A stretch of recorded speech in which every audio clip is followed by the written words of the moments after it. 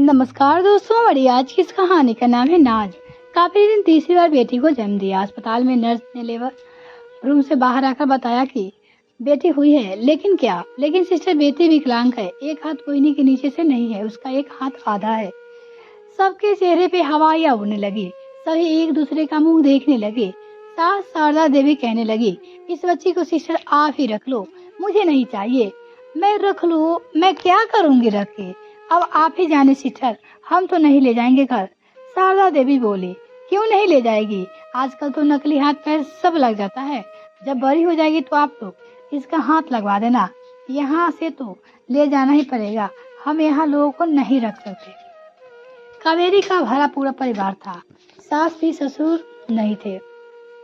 कावेरी के दो बड़े बेटे थे और उसकी छोटी दो बेटियां थी। ये तीसरी बेटी थी। अस्पताल से छुट्टी होने पर सब बड़े अनमने मन से बच्ची को लेकर घर आ गए।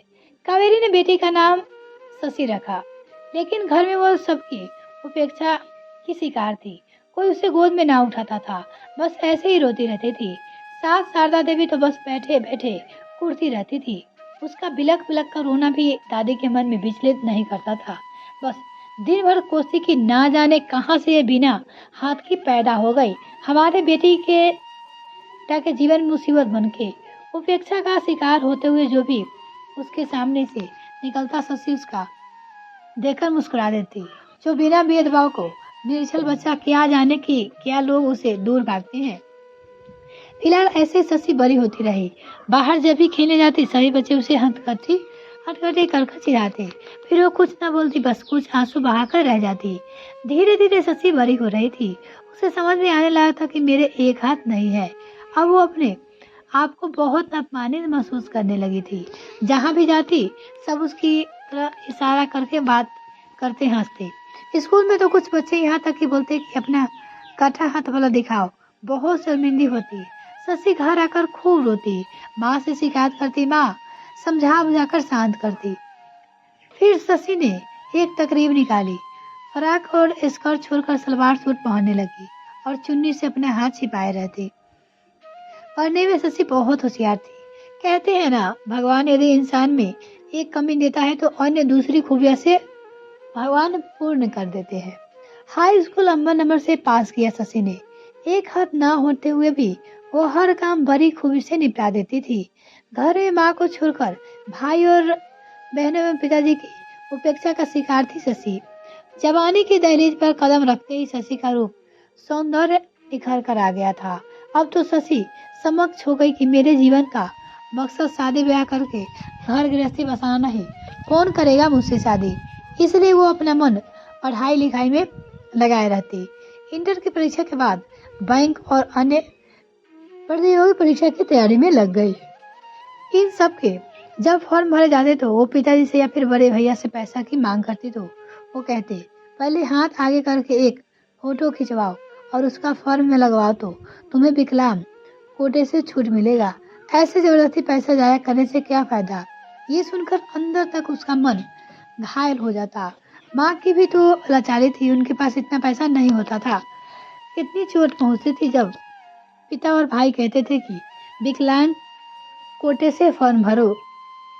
बैंक की तैयारी में जुट गई थी। बैंक की शशि का है किसी के हाथ ना फैलाना पड़े।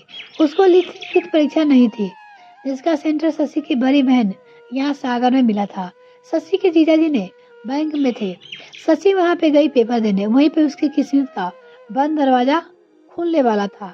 शशि के जीजाजी इस बैंक में थे। उस बैंक का मैनेजर शशि के जीजाजी को अनिल के बहुत अच्छे दोस्त थे, पंकज दीक्षित। पंकज की पत्नी किसी एक्सीडेंट में मौत हो गई थी। उनके एक 3 साल की बेटी थी। उसके देखभाल के लिए बहुत परेशानी आ रही थी। पंकज एक ऐसी लड़की की तलाश में थे जो जरूरतमंद हो और बच्ची की देखभाल कर सके। पंकज ने अपनी ये इच्छा शशि के जीजा जी से बताई थी। पंकज दीक्षित का शशि के जीजा जी के घर आना जाना था। शशि के जीजा जी के दिमाग में ये बातें आई, क्यों ना शशि के लिए पंकज से बात किया जाए। उसके जीजा जी के दिमाग में आया। शाम को पंकज को खाने पे बुलाया गया और शशि और पंकज को आपस में मिलवाया गया। देखने में सुंदर तो थी ही शशि।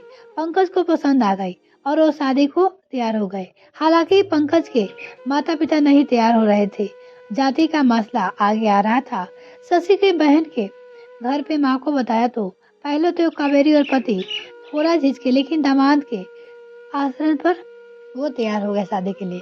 फिर छोटे से रूप में पंडित बुलाकर शादी करा दी गई और शादी के बाद तो शशि के जैसे भागे हुए खुल गए।